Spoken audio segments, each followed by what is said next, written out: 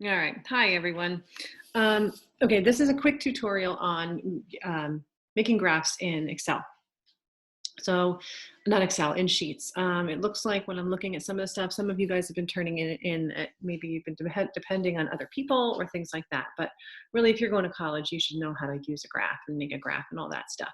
Also, I am not Professor Dave. I do not wear the same sweatshirt every day, but this is the sweatshirt that I'm wearing today, and I'm making a ton of videos today, trying to get a couple things ready for you guys. So I'm going to share my screen, and we're going to go into Google Sheets. All right, what I would do is I would create a new sheet.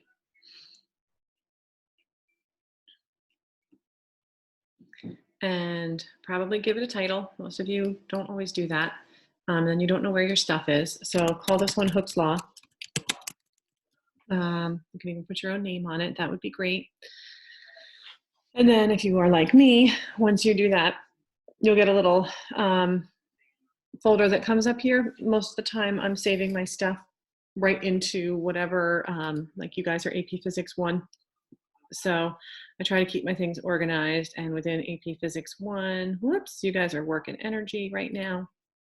And I would move it right in there. That way I know where to find it quick and easy later. All right, so in the Hooke's Law lab, I'm going to show you 2 different ways to do this graph, and you all can kind of decide. One thing you can do is when you have your data set, I have you in your lab itself recording force, displacement in meters, and then displacement.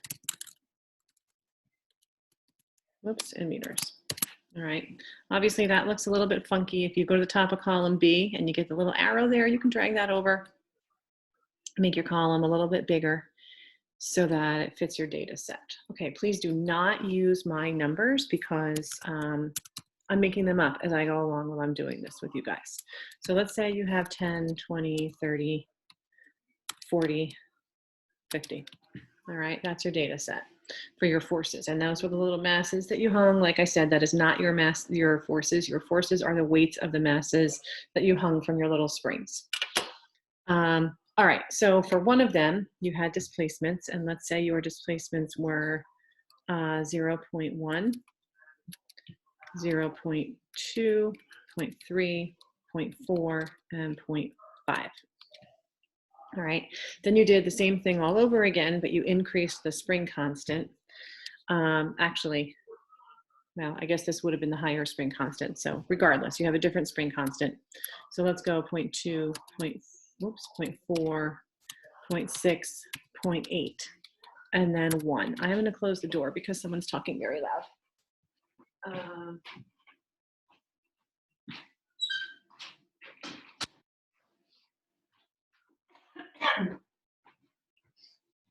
All right, guess who's back? All right, so when you are graphing, the way Sheets works, I'm having a little bit of trouble with one thing, but I'll explain as I go. So essentially, hopefully, when you looked at Hooke's Law, you saw force is equal to K times X. It's usually a negative because it's a restoring force, so it's pulling opposite direction, whatever other force. In this case, you have your weight pulling down and the spring force is pulling up. That's why it's a negative. In order to get the spring constant, if you rearrange your equation and isolate K, you're left with F over X. So when you're looking at your data set here, here's my suggestion. I would take your displacement, one of them, copy it with Command C, and then paste it with Command V. Bring that up a little bit, make you bigger a little bit. And then I would take my force and copy it down here. The reason I'm doing that is because what Sheets automatically does, as does Excel, is whatever data is in your A column, or the first column that you happen to highlight for a data set, that's going to go on your x-axis when you graph your data. So if you do displacement and force and you highlight that data, and then you insert chart, you're going to notice that you get your nice little graph that shows up. And you should have a scatter plot. When you go to customize, if you go to chart and axis titles, This is a really stupid title for a lab. So I would rearrange that and call that Hooke's Law. You can see that changes automatically here. You also can use your regular functions and clean this up. Whoops. Sorry. And whoops. You can center that. I thought, no, don't worry about it. All right, you notice that the force and the displacement are labeled correctly in your X and Y axis. If they weren't and you clicked on the arrow, you can always change titles here. All right, so then, oh, you can go to title format here and put that in the center there. You can change colors, you can make this fancy, you can do whatever you want. All right, next thing is I want you, in addition to having your scatter plot, I also want you to have your trend line. So if you click on series, that was what I had clicked on before. You can change colors if you want. But if you go to trend line, that'll automatically put in a linear trend for you. We've done other functions where we've had polynomials and things like that. You can change that, but this is definitively a linear trend. All of your scatter points hit the line of best fit. I also want you to display the equation. So where it says type, if you keep scrolling down, I'm sorry, where it says label, there's no label right now, but you can use equation. And what that does is that will give you your slope, all right? This is your y is mx plus b. So m is your slope, and then the b is the y-intercept. So your slope here is 100. What that would mean in this case is that the spring constant for the spring that I used in this lab would have been 100. All right, so if you choose to use this method, what I would do is, that's one graph. You can insert one graph. The other thing you could do is now you have a second data set where you have displacement. I'm going to put that down here and press Command B. And then you have your forces, same set of forces. So Command C or Control C, Control V, depending on what type of computer you're using. All right.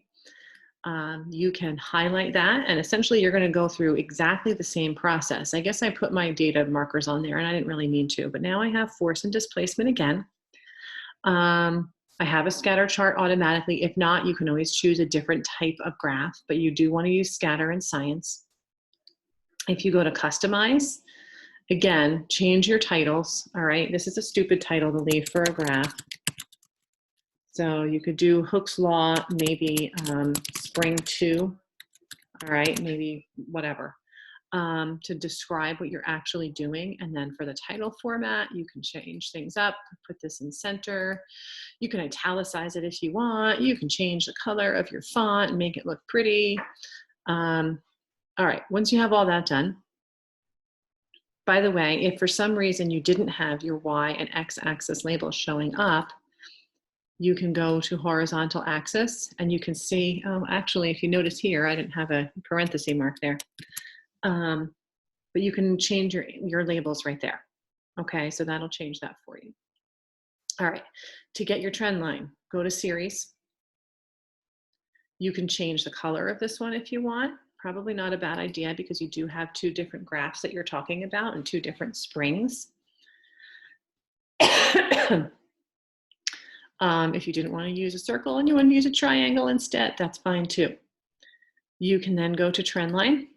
That'll put your line of best fit in for you, and you're using a simulation, so your data better be perfect. And then under label, display your equation. And what you'll see here is now your spring constant is 50. So this is the weaker of the two springs, okay? And you can insert both of those graphs if you just, if you were working on your lab, you can highlight the graph like this, press Command C, press Command V, and then just put that into your doc. All right, I would suggest you link them. That way, if you realize there's a mistake, I guess I can show you how to do that quick. Let me go here. I'm going to Google and move myself. All right, so if I'm in my waffle here and I go to a new doc, Looks like Tiger King just showed up on my screen for a second there. All right, so if you are working in your document and in your lab, all right, you're here. You want your lab to display that graph. So if you copy it and then go into your lab, you can paste it and nothing's happening. What happened here? Oh, I pressed Command V. All right, so sorry, you can copy it and then go away.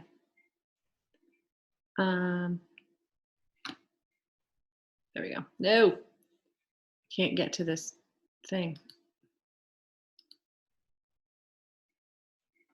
There we go. All right, you should be able to press Command V.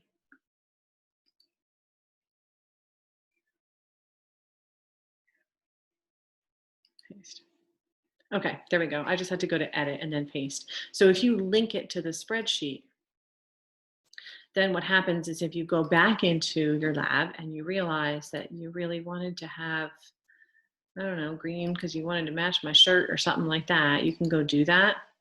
And if you update on your graph, that'll automatically make those changes for you. So it's kind of a nice way to keep track of your changes as you're going. All right, so here's the other option if you want to do this, and I'm just throwing this out there because some of you like to have other options or whatever. I'm going to take this data, the initial set of data that I had, and I'm going to copy it. And if you don't know, you can make multiple sheets within a Sheets doc. I'm going to paste that data into a new set of data here. So let's say you decided you just wanted to make one graph. If you make that one graph and you want your two data lines on one side, I've not been able to find a way in Sheets to be able to line up two sets of data correctly using the same x-axis. Using the same y-axis, yes, but not the same x-axis. So basically in setup, I'm going to go to my scatter plot, and you can see that I do have my two sets of data here, but now my x and y axis are kind of messed up a little bit. If you go into customize, and again, go to chart axis and labels. For your chart title, you probably would want to do Hooke's Law again, right? And then for your vertical axis label here, I have force because I didn't put force in column B. All right, so now what's happening is if you actually look at the numbers, I'm sorry, no, I have screwing this up. Your horizontal axis title now is force. And then the vertical axis title now is displacement. Okay, you can always check by looking at your numbers to see what's actually showing up here.